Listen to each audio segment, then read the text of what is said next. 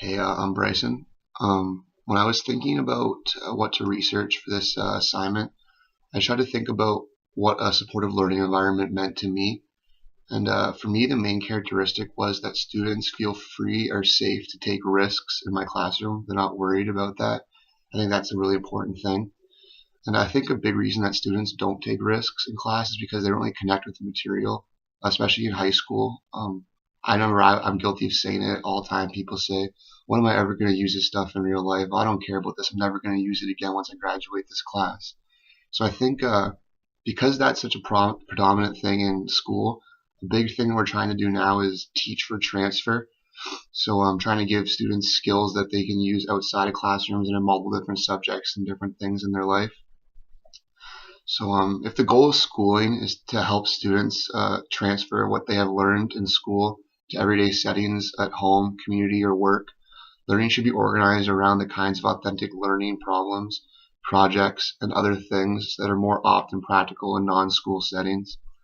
So, for example, school is a lot more basis on an individual thing. You do a lot of individual products, but in real life, most work is a little more collaborative with the team.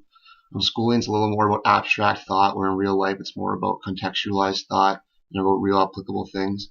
So just trying to keep that in mind when designing assignments and learning so that students can transfer skills a lot easier.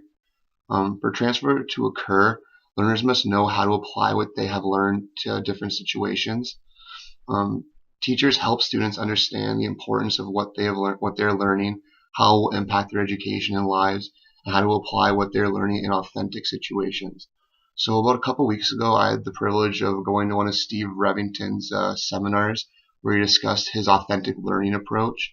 And I really liked the idea. It was very, very creative. And it gives students to take all these skills and bring them together to create a real tangible product that they can see. They get to collaborate, connect different curriculums together, from science to math to history to gym to media to art. All that stuff can be brought together in that. It really gives the parents a chance to get involved in their students learning, and just a great way to really show students how the material that they're learning, even though it might seem abstract, can be applied to bunch of everyday materials. So, for example, for me as a future history teacher, I could have the students organize a dance where the theme is 1920s, and they have to do research around all the things about the 1920s to do that dance.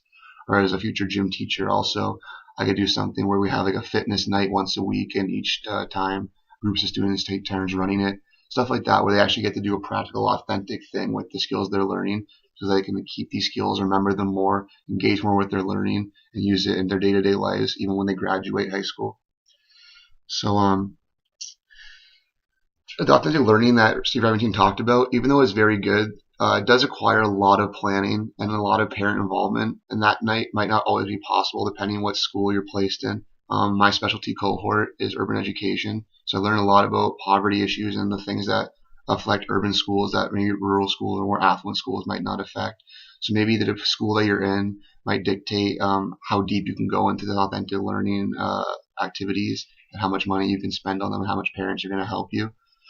So that's kind of a drawback for me. But the good thing is with that is you really get students a chance to connect with the community, to get out there and show like the school and the community aren't two separate things. They're one, and then when the school does good and when kids are doing good learning, it impacts the community well, and that learning should be a two-way street, not just teachers and students, but parents, communities, all that stuff too. So as a teacher, it's important to think about certain things when planning these lessons around authentic learning.